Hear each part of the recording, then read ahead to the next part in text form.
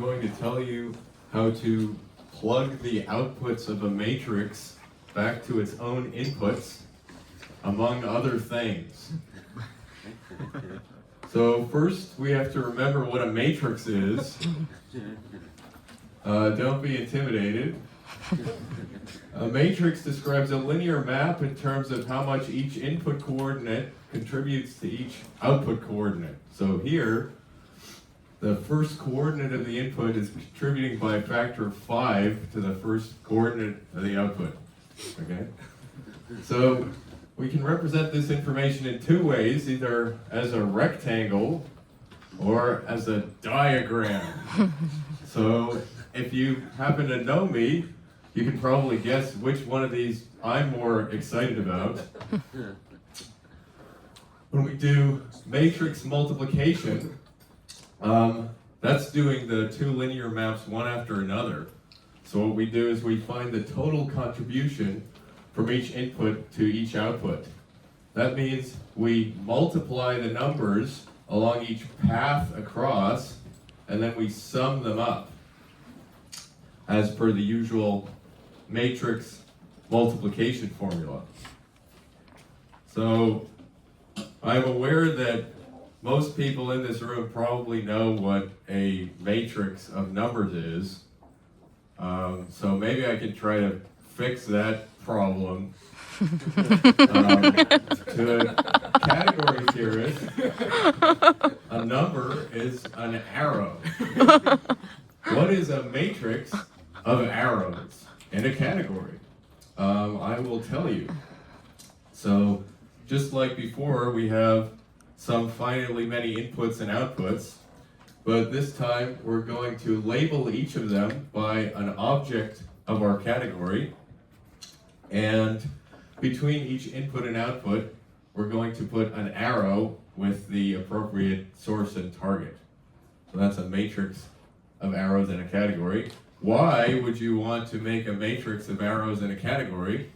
Well, actually, this is a totally natural thing that comes up all the time. It's a block matrix. A matrix of matrices is a matrix of maps. Okay? And the reason want to keep things so general is just so that the results we get will apply in as many examples of categories as possible. Now, if we want to make sense of the matrix multiplication formula from before, we're going to need some notion of addition of parallel arrows in our category, right? We want to find the sum of all the paths across between each input and output. And a category with a well-behaved notion of addition of parallel arrows, I'm going to call a category with addition for short. And what I mean formally is a category enriched in commutative monoids.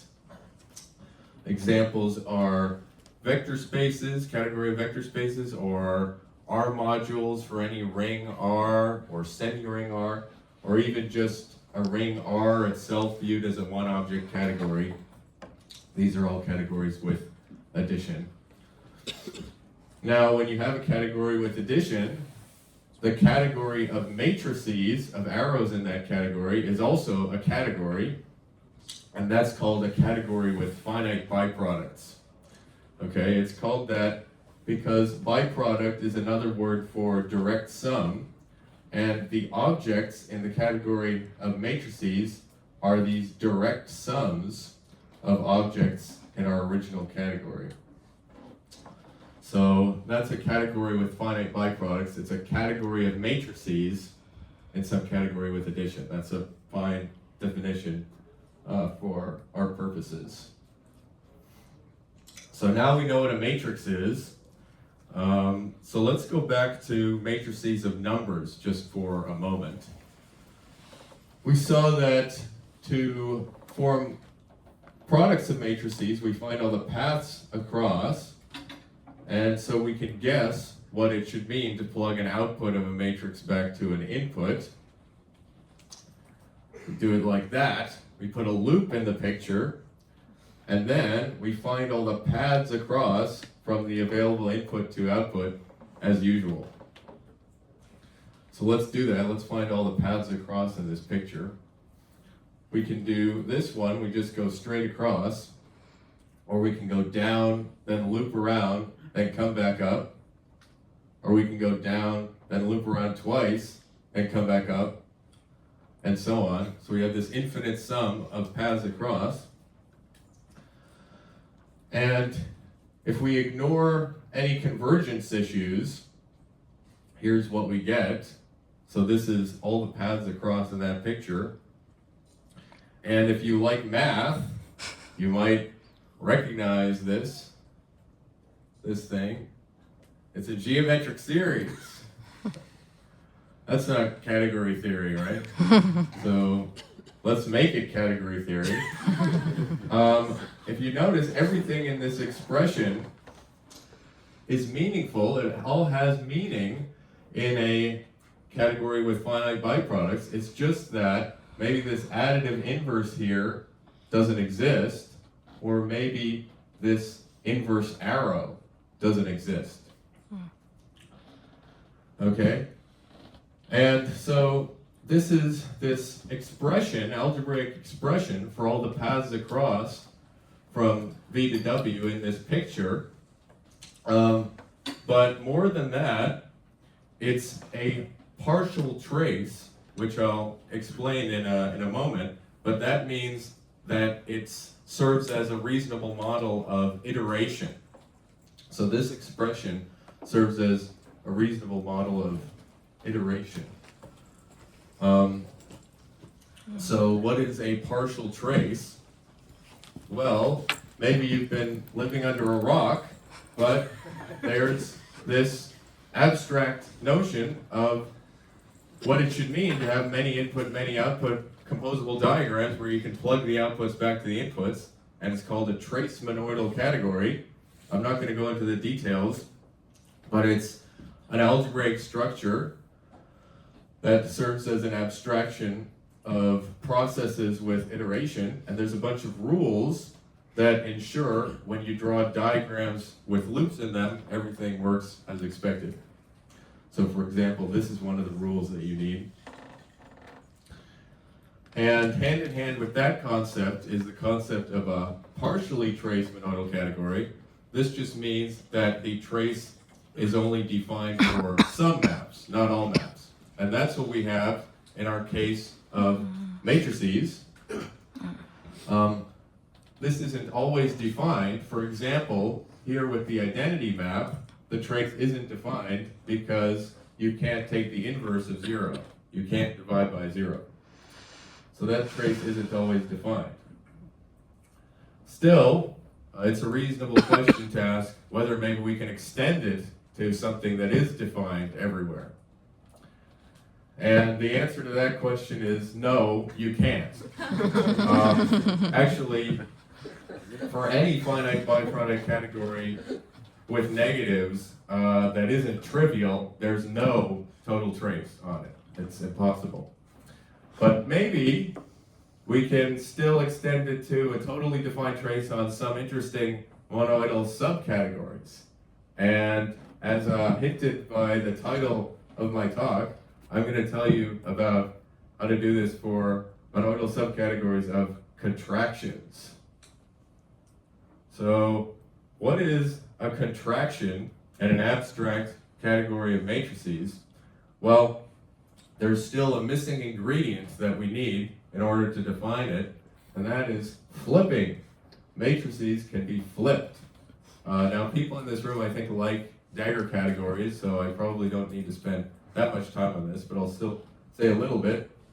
A dagger category is a category equipped with a well-behaved flipping operation on arrows, and a dagger finite biproduct category is a category of matrices equipped with a well-behaved flipping operation. For example, you could take the transpose or conjugate transpose of usual complex matrices.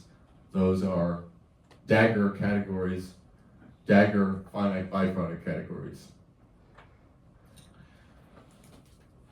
So what I mean by well-behaved is that if you flip a matrix, that's the same as flipping all of its entries, applying the dagger. And we denote the flipping operation by dagger. Okay, those are dagger categories and dagger finite byproduct categories. Now I want to point out that when you have a dagger, when you have this flipping operation, that gives you a notion of inner product defined like this. And it makes sense that we would need to have a notion of inner product if we want to define contractions, because the familiar notion of contraction only makes sense when we have a notion of distance instead of shrinking. So you can think of a dagger category as intuitively equipping each object with some kind of inner product. So here's the definition of contraction in an abstract dagger category, dagger finite byproduct category, because you need the addition. And I think I'll just let you stare at this for a moment. It does recover the usual notion of contraction when we're dealing with Hilbert spaces. Okay, so we'll just try to absorb this.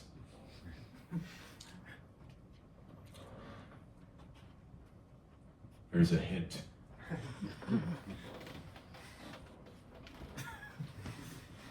Okay, so what's going on here is that this is guaranteeing that for any vector v, the inner product of v with itself exceeds the inner product of f of v with itself by something positive. So in other words, f shrinks v. That's the idea. And here's a bunch of equivalent conditions. These are all equivalent in a dagger finite byproduct category with negatives. Just to show you this is a reasonably natural idea, a natural condition. First of all, it's a self-dual concept. So being a contraction or being a co-contraction are both the same. It's also the same as being a submatrix of a unitary map. And by submatrix, I mean what you get from a matrix by deleting rows or columns. Just a submatrix in the usual sense. And I have definitions here for what it means to be unitary and isometry and so on in an abstract dagger category. So these are all equivalent: submatrix of a unitary, submatrix of an isometry, submatrix of a coisometry. You can also define it as it's something that decomposes as a coisometry after an isometry, or a composite of isometries and coisometries. All of these things are equivalent. They all need contraction. So in general, contractions always form a monoidal subcategory, and what I've been building to is that in suitably nice conditions, they're going to form a traced monoidal category. But what are those nice conditions? Well, not all contractions have this formula defined still. Remember, this was the identity, and our trace formula was not defined for this. So we're going to need to find a slightly more general formula if we want to define a total trace on all contractions. So what are we going to do? How are we going to fix this formula? Like this. We replace the matrix inverse with a matrix pseudo-inverse. Okay. So every linear map between finite-dimensional Hilbert spaces is of this form. This is saying that we can identify the orthogonal complement of the kernel with the image. That's basically what this is saying. You can decompose any linear map between finite-dimensional Hilbert spaces in this way. And we immediately get a map in the other direction by inverting the invertible part. And this is called the Moore-Penrose pseudo-inverse of the map F. This is probably the most well-known generalization of inverse for matrices. Now you can check that the pseudo-inverse, I'm going to say pseudo-inverse for short, satisfies all of these properties. And maybe you can try to check it in your head now, quick, before I change the slide. But these properties, these four properties, can actually be used as a definition of the pseudo-inverse. The pseudo-inverse turns out the unique map that satisfies all these properties with F. And actually, this definition makes sense in an abstract dagger category. So they're still unique in an abstract dagger category. And I want to make the point that pseudo-inverses are a natural generalization of inverses for dagger category theory. I feel maybe they're still somewhat underappreciated in the dagger category community, and this is my chance to advertise them. But they're a very nice thing. Here are some nice things about them. You can see this paper, this great paper that will tell you all about them. First of all, they generalize inverses, so if you have an inverse, if a map has an inverse, then that's the pseudo-inverse. So they do generalize inverses. They're unique, just like inverses, when they exist. And every complex matrix has a pseudo-inverse, as we saw before, every map between finite-dimensional Hilbert spaces. Now, the proof of uniqueness is kind of interesting. I'm not going to go into detail into it, but the usual proof of uniqueness for inverses is very simple. Everybody likes it. The proof of uniqueness for pseudo-inverses is considerably more complicated. I've actually omitted a step at each equal sign here. So you can see it's longer, and here you can visualize it as a string diagram. This part is just for me.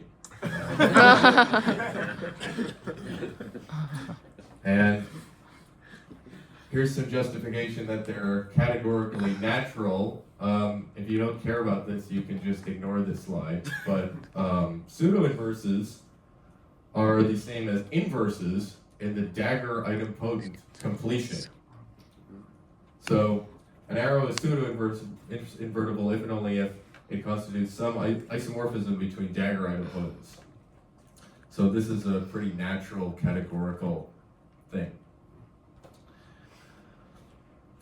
Okay, so let's go back to our definition of trace with the pseudo-inverse. Now, Bartha observed that this formula gives you a trace on the subcategory of isometries in finite-dimensional Hilbert spaces. So this is really interesting. And then Andrés-Martínez further observed that this gives you a trace on contractions in the case of finite-dimensional Hilbert spaces. So what we've done is we've shown this result in the most general context where we can see that it works, which is a dagger additive category with pseudo-inverses. Additive is just short for finite byproducts with negatives, okay? So that's all the ingredients that appear in the formula. So we've generalized it to the most general context where this formula makes sense, basically. And so that's our result. It follows quickly that it's also true for isometries. The monoidal subcategory of isometries is also traced, and also unitaries. So these are the results of the paper. This is what we've done. And as for whether this has any physical interpretation, we don't know, and we would be interested to hear if anybody here knows. So this definition of trace falls out naturally from the mathematics, but is it actually used by nature, right? Is this a model of iteration for quantum processes in any reasonable sense? We don't know. So yeah, that's it. Thanks.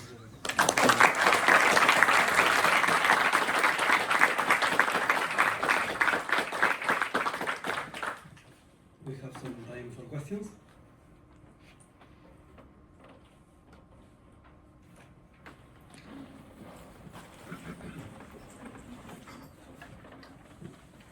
Hi, thank you for the nice talk. You've been talking about finite-dimensional Hilbert spaces. I guess the natural question is about infinite-dimensional ones. Yes. So this doesn't work in infinite dimensions. Yes, this is not a trace in infinite dimensions. The pseudo-inverse doesn't always exist in infinite dimensions. A map in infinite dimensions is pseudo-invertible just when the image is closed. Yeah. So yeah, you can't always use that formula.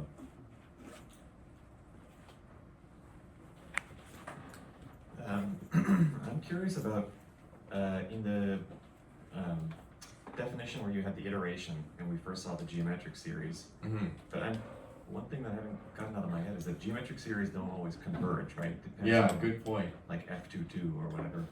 So, Yeah, that is something I kind of swept under the rug. Yeah, so this is we're thinking of this as kind of an algebraic abstraction, and we just don't worry about convergence, and kind of the fact that this formula forms a partial trace is telling us that this is a reasonable model of iteration in some sense, even if we disregard issues of convergence. But yeah, that is something I've swept under the rug here. Hello. Thank you for the nice talk. I'm very new to the field of quantum information. Me too. Nice to meet you. And I was wondering, I've been seeing the trace everywhere. It seems to be very pervasive in the theory, and the first time I encountered it, I was told when you want to forget a system, part of the system, you do a partial trace. I was wondering if you had any intuition behind that. Why is it so natural and why is it so everywhere? Why is it so natural and why is it so everywhere? And why does it mean to forget something? So I think the reason it's so natural for me intuitively is a traced monoidal category is the algebraic structure of diagrams that you can connect any way you want. So flowcharts are very natural. They show up in a lot of different contexts. And a traced monoidal category is just the algebraic structure of flowchart diagrams, basically. So any context where you have some kind of diagrams where you can feed outputs back to inputs, that's a traced monoidal category, and that kind of thing shows up in a lot of different contexts. So I think that's why it shows up everywhere. As for why it seems like forgetting, the trace operation, I don't know if I have a good intuition for that, but the trace operation is basically getting rid of an input and an output, and that forgets certain information when you do that. So an example of a trace is the usual trace in linear algebra. That's a different trace from the one we're doing here. That would be with respect to tensor product, and this is with respect to direct sum. So we have that multiplicative trace versus additive trace. But in the multiplicative case, that is forgetting information about your matrix when you take the trace. I think that's sort of what the word trace kind of means. Anyway, yeah, I think that's the best I can say about it. Okay, we thank the speaker again.